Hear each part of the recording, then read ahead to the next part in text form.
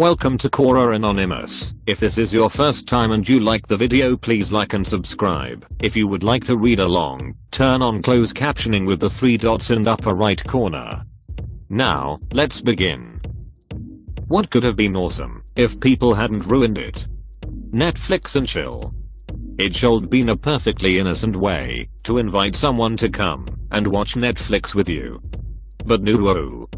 Some prick somewhere had to use it as a code word for come, let's duck, and so it went viral and people stuck with it. I mean, it is useful in some cases when you do actually want to Netflix and chill, but sometimes you just want to invite your friend over to watch Netflix. That's it. Nothing more. This usually sets the stage for some really awkward phone conversations. Me, why don't you come over tomorrow so we can, I don't know, maybe Netflix and chill? Friend, wait, what?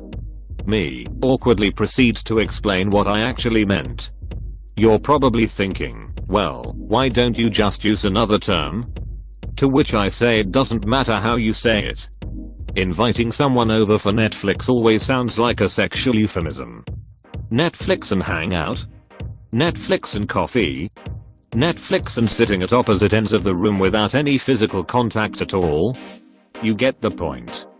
Basically, the whole idea of inviting someone over for Netflix has been ruined. You either have to follow up the invite with an awkward explanation, or by saying no homo. Hitchbot, the hitchhiking robot. Hitchbot was created by 2 Canadian professors. According to his creators, he came to fruition in order to see if robots could trust human beings. Hitchbot could not walk, he was only able to speak. Still, he could relate facts and carry on basic conversations. Using just these abilities, the professors wanted to see if he could travel across countries only by hitchhiking. For a while their plan worked. Through the kindness of people, Hitchbot had traveled across Canada, Germany, and the Netherlands. Along the way, Hitchbot had cruised the canals of Amsterdam, spent a week with a heavy metal band, and been a part of a wave at a Red Sox game.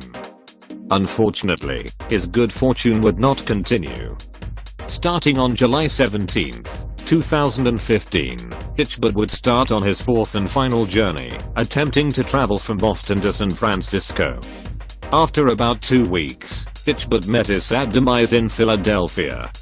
The robot was found stripped and decapitated, broken beyond repair. Photos were tweeted of his body, but the head was never found. Hitchbot could have been a testament to human kindness, and for a while he was. But, ultimately, people had to ruin what could have been an awesome thing. Still, regardless of his destruction, there was a strong outpouring across the internet mourning his demise. Despite the poor actions of a few individuals, Hitchbot was able to touch the lives of many. He remained upbeat all the way up to his passing. His last words are below. My trip must come to an end for now, but my love for humans will never fade, the bot said. Thank you to all my friends. Fanfictions. I mean, it's a wonderful idea and you'd think that group sourced material about a fiction of interest might be amazing, and to be fair about it, *FEW* fanfictions are actually pretty awesome. A few. Very few. Not very many at all, when you look at the vast amount of written tributes created by hardcore fans, but a few. Then we look at all the not so awesome stuff, and humanity has arrived at a point where we'll get into a knockdown drag em out sword fight in order to avoid a fanfiction. They take our most beloved stories and murder them. Once a story is dead, they then proceed to violate its corpse. Then half the time they go on to create artwork that captures the violation of that murdered story. Side note, I had to go and find some fanfictions to prove my point. Do you know my pain? I'm considering crowdfunding for my therapy. Enjoy some snippets. Please note, all of the spelling errors are original to the authors. Harry Potter fanfic, My Immortal, source, My Immortal / chapters 1 to 11. Draco leaned in extra close, and I looked into his gothic red eyes. He was wearing color contacts, which revealed so much depressing sorrow and evilness, and then suddenly I didn't feel mad anymore. And then suddenly, just as Draco kissed me passionately, Draco climbed on top of me, and we started to make out keenly against a tree. He took of my top and I took of his clothes. I even took of my bra.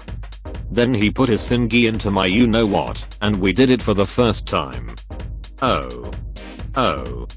Oh, I screamed. I was beginning to get an orgasm. We started to kiss everywhere, and my pale body became all warm. And then, what the hell are you doing, you mothafers? It hurts. I think I got cancer from reading it. Sadly, this is far from the worst fanfic story available to the discerning collector. It gets worse. Jurassic Park and possible Game of Thrones crossover fanfic, Ruta. Almost as if he dared not speculate, he glanced up at her, still expecting the final strike that would end his sexually confused mammalian existence, and saw at once that it would not come. Her eyes were still marked by a ferocious hunger, but it was not for shredded meat she seemed to slaver. She clearly wanted the meat intact. Joffrey couldn't believe his luck. Slowly, she backed away from him, then coyly turned around, so her bad-like hips were on full display mere inches from his face. From this angle, he could see her smooth, hairless one. And that's about enough of that. There will be no artwork for that either. It gets worse. Spoiler alert, Joffrey gets boinked by a velociraptor and dies. Now, if velociraptors are your thing, well that's your business, no kink shaming here, but if you write and publish terrible fan fictions about dirty velociraptor snuffsticks, they will be mocked. It's the law of the internet. I'd let it go, but it's the law. Sorry. So yeah, the idea of fanfiction is awesome, but the reality is generally horrifying. Unfortunately Lipiapol ruined it. I need to go take a shower. I hope you all appreciate my sacrifice. I'm starting to wonder if I need to throw down an EMP grenade and disable all electronics within a mile to avoid some knucklehead spoiling the latest episode of a show. Endgame. Game of Thrones. Stranger Things. X-Men. Wolverine. Every superhero movie. All ruined by people posting who dies, what happens, why they did it, within the first 2 sentences of the answer. Or by the question itself. It's a sad state of affairs that I have all of my favorite TV show topics muted on Quora. Any show that is worth watching seems to have at least a dozen basic plan human beings deployed to spoil for you. It reminds me of Sandra Bullock in Bird Box. Except in this version, the brainwashed people are saying, "Look at the spoiler. See its beauty. Take off the bleii and FOLLLD. I scream, don't look, kids. They'll ruin the show." Fun fact, someone spoiled Bird Box too. And even when people try to avoid spoiling a show, they screw it up. They'll post an image in their answer that shows a dead body of the main character, then state, spoiler alert. Bruh. That dead body is being previewed in the feed. It's too late now. Someone recently posted a comment on an answer, saying, "What did you think of this dying? PS, I have a zero tolerance policy on spoilers. It is a one strike get blocked offense. You've been warned." I said, "Hey, not cool, I haven't seen the episode yet." He said, "But the episode came out 2 days ago. Where have you been?" Like it was my fault I hadn't watched it within 24 hours. Like this is a car accident I'm required by law to report immediately. Many of us have busy lives that don't involve using every immediately available minute of free time to watch TV. I know it's just a TV show, yada yada yada. But ruining shows and movies is hands down a dick move. The internet shouldn't be a minefield of spoilers. And if you become one of those landmines in my feed, you will be defused from appearing in my feed again, I promise. Please be courteous. Don't spoil a show. Unfortunately for you, and the 8 people that will read this, I'm currently kind of pissed off, and that is going to affect the tone of this answer. You see, I just read an article about a 77-year-old man that killed his wife and himself due to not being able to pay for her medical care. Life. Life could be so awesome if it weren't for people screwing it up. And, hey, I get it. This is an America-centric answer. In early 2016 I, once again, tried to kill myself. Yeah, I have depression, and it got the best of me. I left my job because I literally could not cope with it. So, there I was, on the short-term, then long-term disability list for work. No paycheck. My wife and I crunched some numbers and we realized that the out-of-pocket expenses to have me put into inpatient care that I desperately needed was too much for us to afford. Insurance wouldn't cover enough. I was gainfully employed as a defense contractor supporting US Navy operations and ballistic missile defense simulations. And I could not afford to get the care I needed. My wife and I have had several long talks about the what-ifs that people have to face in life. One what if is, what if I get cancer? I told her, point blank, that if I did, I would not seek treatment. I'd just die. Because even highly treatable forms of cancer can bring with them ruinous costs. I refuse to let my wife be one of the countless Americans that has to declare bankruptcy due to medical costs. Medical costs are the leading factor of bankruptcy declarations in the good old US of A, by the way. It's incredible to me that fucking Kickstarter is the leading provider of medical payments in America today. No, I don't know for sure that it is, that's hyperbole, but how many of us would be surprised if it were? So, yeah, how much better would millions of Americans' lives be if there wasn't that ever-present threat of one illness ruining them? Life could be so much better, significantly less stressful, and far more relaxing if we could just come together and decide to make one problem go away. Elderly couple found dead in murder-suicide left notes about issues paying for medical care. Sony's PlayStation Portable, more commonly known as a PSP. This slick piece of technology was first released in 2004 and was way ahead of its time. Back in 2009, when I was just a little kid in 3rd grade, this was by far the biggest status booster on the playground. Whoever held one of these in their hands was essentially a celebrity. Other kids were on them like hose on Santa. I begged and begged my parents to buy me one for an entire year. I'll never forget one Christmas morning when I was unwrapping my presents and I got one. I was over the moon with excitement. I hugged and kissed my parents and eagerly started up my new PSP and began playing FIFA 10. Needless to say, I was extremely popular at school the next year. In an era dominated by the Nintendo DS, the PSP entered the scene guns blazing and ready to conquer the world as the foremost handheld gaming device. And for a long time it even proved to be a real threat to Nintendo. The PSP was received positively by critics and sold over 80 million units during its 10-year lifetime. Several models of the console were released before the PSP line was succeeded by the PlayStation Vita, released in Japan in 2011 and worldwide a year later. But alas, all good things must come to an end. All of that changed with the increased development of smartphones. Eventually everyone's pocket already contained a machine that was perfectly capable of playing video games.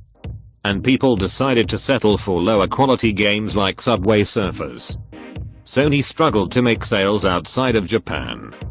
For many people who are only mildly interested in games, a smartphone scratches a gaming itch, just as well as a PSP would, and for a much cheaper price. People just stopped caring about the PSP.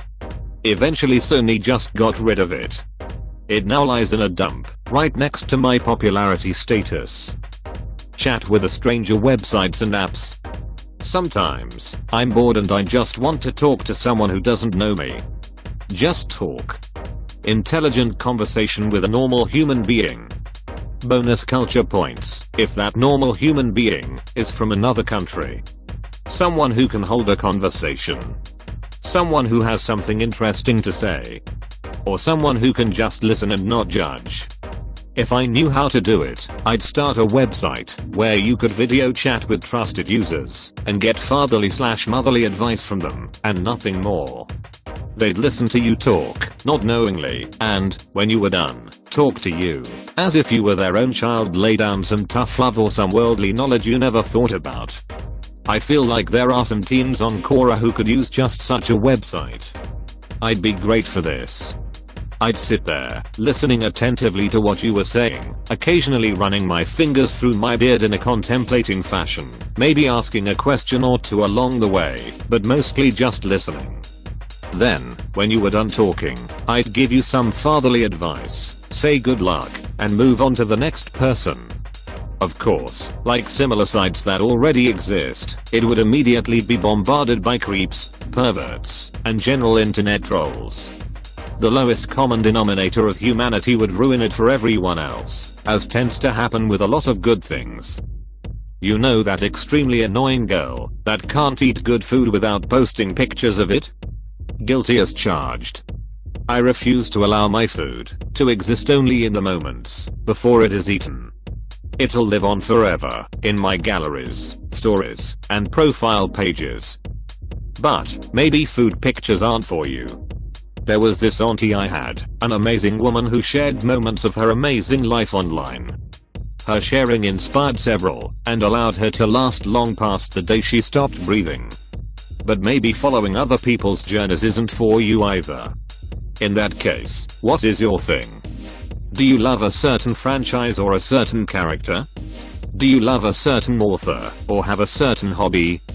Do you just enjoy talking to people from different backgrounds, or family members that are far away? In that case, let me introduce you to social media. Isn't it amazing that you can reach so many people so easily? Years ago, our only form of long-distance communication was a process that lasted several weeks. Today, using either Wi-Fi or bundles, I can reach friends in other hemispheres, and it doesn't even take a minute. The fact that we have all of this technology should be an amazing thing. Connecting with so many people in such little time, that should be fantastic, shouldn't it be? But no. In a virtual world, where you can be whatever you want to be, too many people choose to be bullies. Too many people believe it's okay to be nasty to other people, simply because it's just a comment. I mean, everyone else is doing it, so it can't be such a big deal, yeah? Things that are unacceptable to say in real life, things that very likely wouldn't be said in real life, are suddenly supposed to carry less weight, because they are being said through a screen. And it's like, come on. Social media can be such a cool thing. Through it, we can build communities and form friendships. We can learn about the worlds that exist outside of our bubbles. Or, we can just watch cat videos. The bar for such a cool thing is honestly not very high. But instead we have numerous users with low self-esteem, alongside the trolls, bullies, and liars, that taint the name of a rather decent idea. And suddenly, it's hard to keep from wondering if this idea was all that great after all. Democracy. It was such a wonderful idea, democracy. People getting the chance to elect their own ruler, or leader, I should say. And the mechanism to ensure change of hand of power was superb too. No need to murder your friend, Brutus, I'm talking about you, or hire an assassin, so many, or marry your sister, so many once again. People select someone new after 4 or 5 years and we are done. Simple. How did we ruin it then? We ruined it because we love circles. I'm not blaming you geometry, but it is true, the circles of people. The basic assumption underneath democracy is that humans are synths, ethical and intelligent by nature, and so, everyone is going to elect the most ethical, most sincere, most intelligent leader, one who would take the best of decisions to the best of his capabilities. But somewhere down the line someone thought, what if I choose the leader who will favor me over others? Or in better words, who will favor my circle over the other circle? After all, my circle is bigger, we have more people, why the hell can I not rig the game to my benefit? And this vulgar idea spread like a virus. People don't vote for the best ideologies or the best work ethic or the best intellect or knowledge anymore. They vote for religion, they vote for caste, color, race, the country of one's residence, financial status, brand. They send the worst choice up there as their representative, merely because the person might work in their favor. But even that didn't ruin democracy. No, it didn't. Democracy was still crawling somehow, in the shadowy galleries of human dichotomy. It was still finding refuge every other odd day in one good candidate or another. But then came the final blow. People started voting simply to defeat others. To earn the right to deride others. To stop others from succeeding. And finally, they started voting for the biggest bully out there, just because the bully knows how to impose himself on those who don't agree with him. People started voting for dictators. And they ruined it. The sad thing is no one even realized that it's been ruined. But it has been. Totally. So much that there are plenty of people out there who find Putin or Xi Jinping to be the best leader in the world. I know so many people who think it's time India had a dictator for some time. To me, it's scary. People have forgotten what democracy offers. It offers freedom, peace. It provides everyone an ear to hear their issues and a platform to voice their concerns to the masses.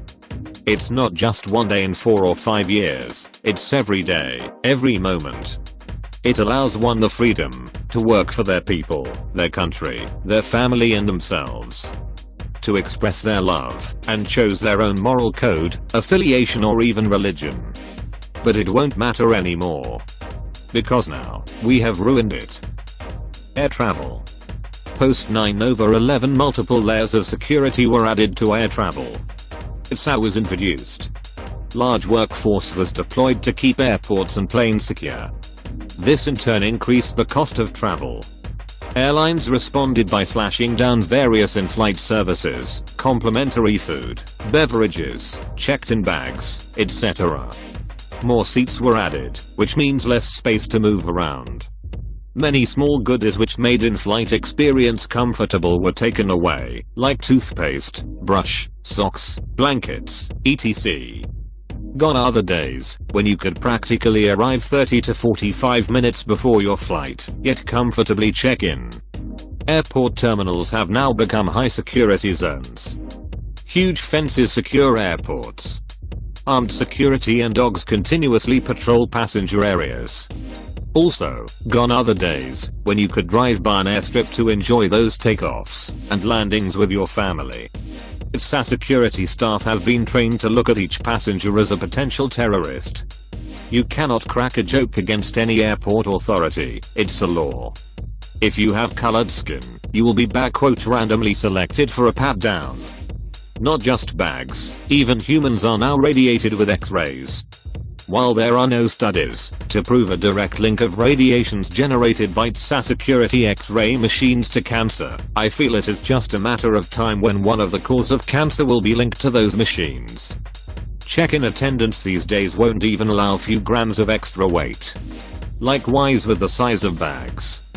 Since checked-in bags are no longer free, passengers carry luggage on board, which causes cramped up overhead space. Prior to 9/11 air travel was fun, now it's a pain. Thanks to few people who ruined it for all of us, all across the world, forever. Please allow me to slightly rephrase the question. What was awesome until people ruined it? Star Wars. A long time ago, back in 1977, a great movie came out that was loved by nerds like myself. 20 years later the prequels came out, and the fanboys started bitching. It wasn't as good as the movie I've loved since I was 13. These movies didn't live up to 20 years of unrealistic expectations. George Lucas ruined my childhood. Anakin Skywalker. Jar Jar sucks. How dare George Lucas try to entertain us? Lucas finally got so sick of the hate that he sold the franchise. Once again, the fanboys started bitching. The sequel trilogy isn't as good as the prequel trilogy. Rey is a Mary Sue. A black stormtrooper? Bah, I hate it. Then Last Jedi came out. Once again, you know the rest. This movie is different from the other movies. Bah, I hate it. There are even more female characters. Wah. Kelly Tran has Vietnamese ancestry. We hate that. Let's edit all the women out, even though it'll make no sense. Let's start a petition to remake the movie. Toxic Star Wars fanboys have chased many of the actors and directors off social media with their viciousness. They have destroyed what used to be a vibrant community. May they spend the rest of their days on the forest moon of Endergetting, gnawed on by Woks.